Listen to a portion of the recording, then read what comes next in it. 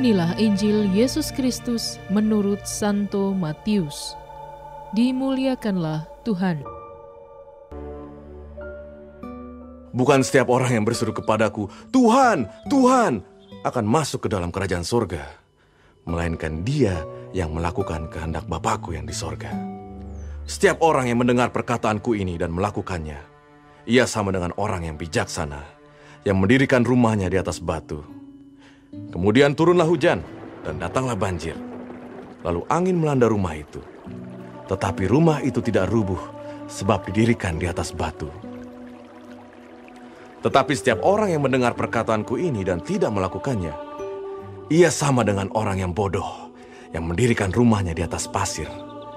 Kemudian turunlah hujan dan datanglah banjir.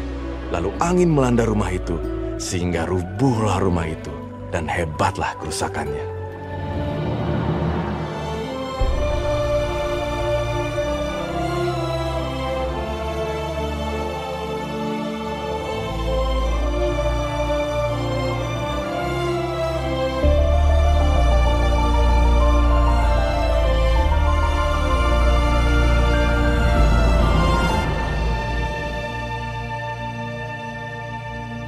Demikianlah Injil Tuhan.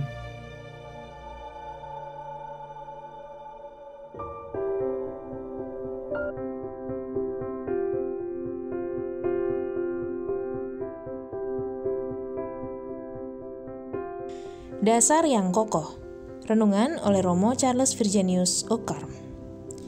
Sahabat Cafe Rohani, beberapa tahun lalu ketika kampus tempat saya belajar filsafat dan teologi sedang diperluas bangunannya, setiap hari selama kurang lebih sebulan kami mendengar orang menggali dengan alat-alat berat. Mereka berjuang siang malam untuk membuat fondasi yang cukup kuat supaya gedung yang dibangun bisa berdiri kokoh. Lewat Injil hari ini, Yesus mengingatkan para muridnya untuk juga memiliki dasar yang kokoh dalam beriman. Dasar yang kokoh itu hanya bisa dimiliki seseorang ketika ia berusaha untuk setia mendengarkan sabda Tuhan dan melakukannya.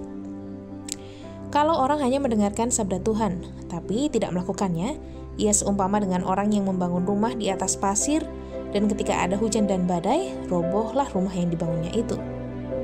Dari perkataan Yesus ini, kita perlu mengingat dua hal. Pertama, kita perlu meluangkan waktu untuk membaca dan merenungkan sabda Tuhan. Kedua, sabda Tuhan yang kita baca perlu kita doakan, supaya Tuhan sendiri memberi kita pengertian, kekuatan dan keteguhan kehendak untuk berusaha melakukan meskipun sulit. Seringkali hambatan terbesar dari kita adalah anggapan bahwa sabda Tuhan itu sulit dimengerti, mengandung banyak makna kiasan dan membuat mengantuk. Kita sudah memblokir dengan mindset betapa tidak menariknya kitab suci dan hanya dimengerti oleh orang yang mempelajarinya. Dengan demikian akhirnya sabda Tuhan tidak lagi dibaca apalagi direnungkan. Sebenarnya, kalau kita mau mencoba mendekati sabda Tuhan dengan kerendahan hati seorang anak, belajar mencintai sabda walau tidak dimengerti sepenuhnya, mau bertanya kepada Tuhan makna sabda yang kita baca, maka Tuhan yang baik akan dengan senang hati menolong kita. Kiranya kita semua mau berjuang menyediakan waktu untuk membaca dan merenungkan sabda Tuhan. Selamat menikmati menu hari ini.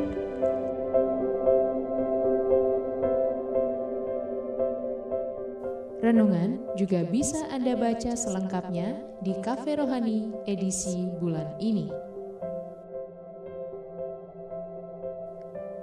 Dengarkan juga renungan ini di radio.carmelindomedia.com.